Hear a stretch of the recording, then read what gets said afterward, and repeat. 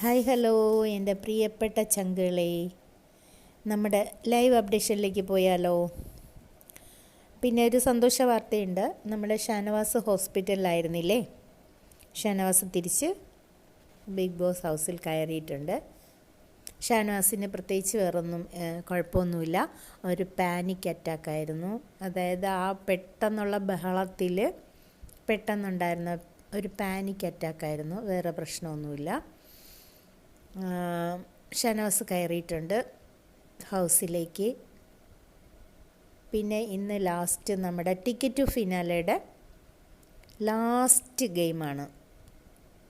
ഇതിൽ ഫസ്റ്റ് കിട്ടുന്ന ആളായിരിക്കും ഫിനാലയിൽ പോകേണ്ടത്. ഇപ്പം നൂറയ്ക്ക് നന്നായിട്ട് പോയിൻ്റ് ഉണ്ട്, ആര്യനും പോയിൻ്റ് ഉണ്ട്. ഇതിൽ ആരാവും ഫസ്റ്റ് കിട്ടുന്നതെന്ന് അറിയത്തില്ല. അതായത് മുറ്റത്തൊരു കാറ് വന്ന് നിൽപ്പുണ്ട്.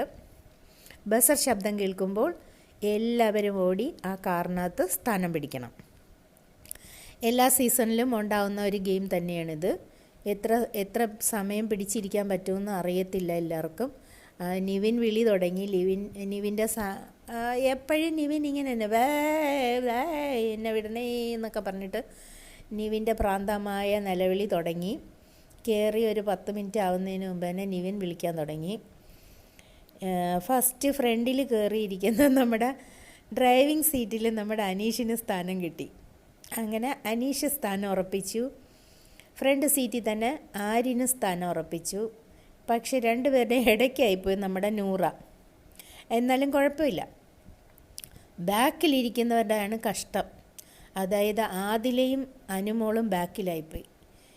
അക്ബർ, പിന്നെ സാബു മോൻ, പിന്നെ നിവിൻ, എല്ലാവരും ബാക്കിലാണ്. ഇവരെത്ര സമയം അതിൽ തുടരും എന്നറിയത്തില്ല.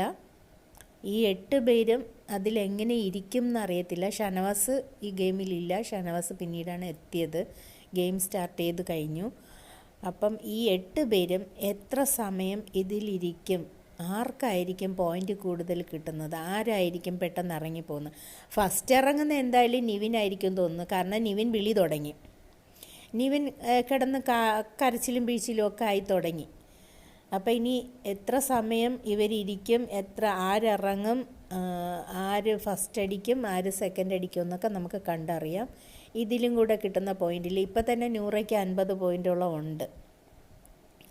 അപ്പോൾ ഇതിലും കൂടെ കിട്ടിക്കഴിഞ്ഞാൽ നമ്മുടെ 100 ആയിരിക്കും ഫസ്റ്റ്. അപ്പോൾ ഇത്രയേ ഉള്ളൂ അപ്ഡേഷൻ.